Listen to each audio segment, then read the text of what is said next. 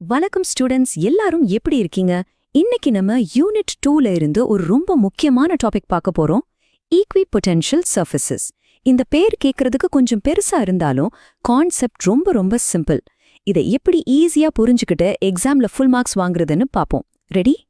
Okay, இந்த பெரிய கான்செப்ட டைரக்டா பாக்குறதுக்கு முன்னாடி வாங்க ஒரு சின்ன சிம்பிள் கேள்வியோட ஸ்டார்ட் பண்ணலாம். நீங்க எப்போவாவது யோசிச்சிருக்கீங்களா? அமைதியா இருக்கிற ஒரு லேக்ல தண்ணி ஏன் எப்பவுமே இப்படி பெர்ஃபெக்ட்டா சமமா ஃப்ளாட்டா இருக்குன்னு? அதுக்கு காரணம் என்ன தெரியுமா? அந்த லேக்கோட சர்ஃபேஸ்ல நீங்க எந்த பாயிண்ட் எடுத்தாலும் சரி, எவ்ரி சிங்கிள் பாயிண்ட், அங்க அமைதியா இருக்கிற ஒவ்வொரு புள்ளிக்கும் ஒரே அளவு கிராவிடேஷனல் பொட்டென்ஷியல் எனர்ஜி இருக்கு. அப்போ என்னாகும்? எனர்ஜி லெவல் எல்லா இடத்துலயும் சமமா இருக்கிறதுனால தண்ணி ஃப்ளோ ஆகிறதுக்கு ஒரு மேடு பள்ளம்னு ஒண்ணுமே இல்ல. அதனால தான் அது அப்படியே ஃப்ளாட்டா இருக்கு. இந்த ஐடியாவை மட்டும் மனசுல வச்சுக்கோங்க. இது நம்ம டாபிக்கு ரொம்ப ரொம்ப முக்கியம். ஓகே, இப்போ இந்த கான்செப்ட இன்னொரு ஆங்கிள்ல இன்னும் ஈஸியா புரிஞ்சுக்கிறதுக்கு ஒரு சூப்பர் அனாலஜி பாப்போம் வாங்க. ஒரு மலையோட மேப்ல இந்த மாதிரி லைன்ஸ் பார்த்திருப்பீங்க இல்லையா? இதுக்கு பேர் தான் கான்டோர் லைன்ஸ். இதோட அர்த்தம் என்னன்னா, ஒரு சிங்கிள் லைன்ல இருக்கிற எல்லா பாயிண்ட்ஸும் கடல் மட்டத்துல இருந்து பார்த்தா ஆமா சேம் ஹைட்ல இருக்கும். சோ இந்த கான்டோர் லைன்ஸ் பேசிக்கலி ஒரு ஈக்குவல் ஹைட் மேப். சரியா, அதே லாஜிக் தான் இங்கேயும். இங்க பாருங்க, இது ஒரு பாசிட்டிவ் சார்ஜோட கான்டோர் மேப்னு வச்சுக்கலாம். இங்க இருக்கிற ஒவ்வொரு வட்டமும் ஒரு சர்ஃபேஸ். என்ன சர்ஃபேஸ்? ஒரே அளவு எலக்ட்ரிக் பொட்டென்ஷியல் இருக்கிற ஒரு சர்ஃபேஸ்.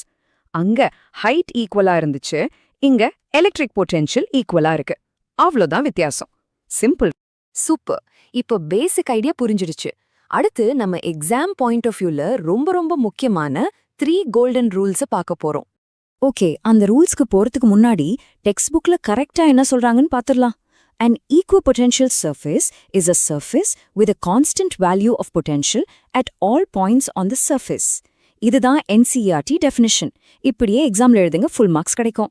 சிம்பிளா சொல்லணும்னா, ஒரு சர்ஃபேஸ்ல நீங்க எங்க டச் பண்ணாலும் சரி, அந்த பொட்டென்ஷியல் வேல்யூ மாறவே மாறாது, கான்ஸ்டன்டா இருக்கும். அதான் ஈக்விபொட்டென்ஷியல். ஆல்ரைட், இப்ப அந்த 3 கோல்டன் ரூல்ஸ் கண்டிப்பா ஞாபகம் வச்சுக்கணும். Rule number 1, work done is 0.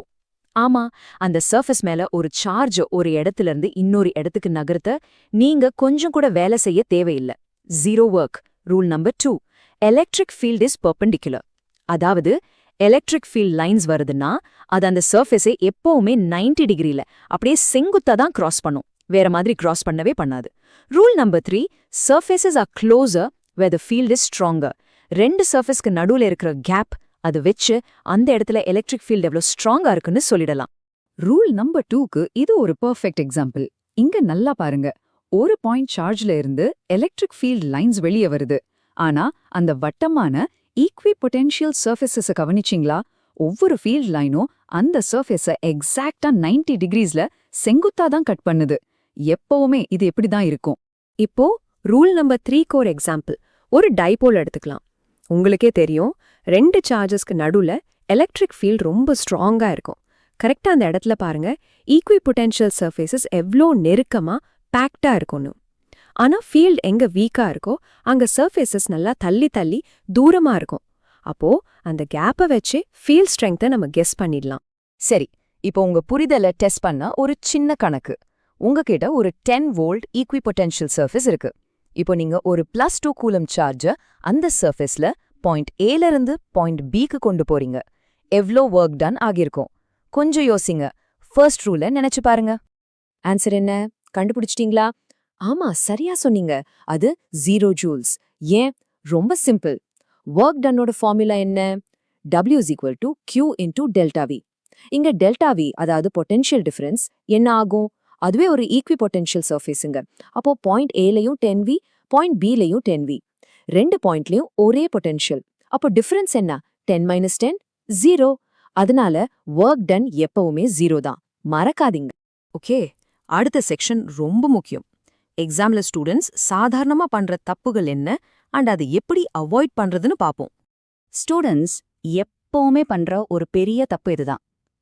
ஈக்விபொட்டென்ஷியல் surfaces ஒன்னோ கிராஸ் பண்ணும் நினைக்கிறது. No way, surfaces can never cross each other. என்னன்னாலும் யோசிங்க, ஒரு பாயிண்ட்டுக்கு 2 வேறு வேறு பொட்டென்ஷியல் வேல்யூ இருக்க முடியுமா? முடியாது. Simple analogy. நீங்க ஒரே நேரத்துல 100 மீட்டர் உயரத்திலையும் அதே சமயத்துல 200 மீட்டர் உயரத்திலையும் இருக்க முடியுமா? இம்பாசிபிள் இல்ல?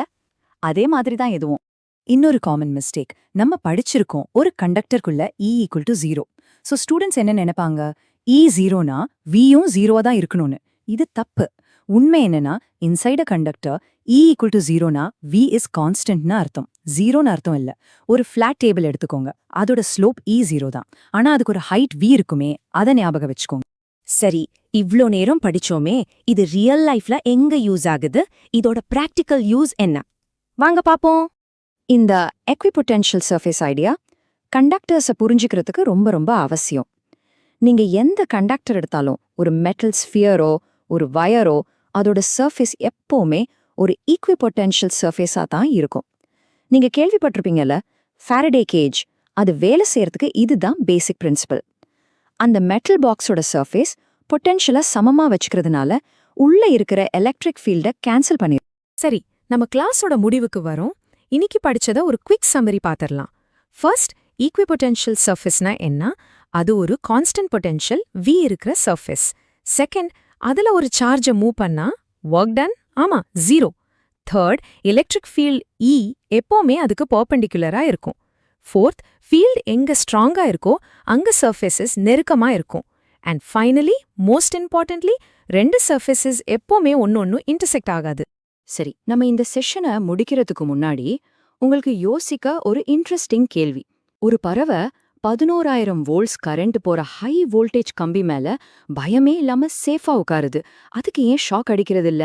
யோசிங்க. ஒரு சின்ன ஹிண்ட் கொடுக்கறேன். பதில் பொட்டென்ஷியல்ல இல்ல, பொட்டென்ஷியல் டிஃபரன்ஸ்ல இருக்கு.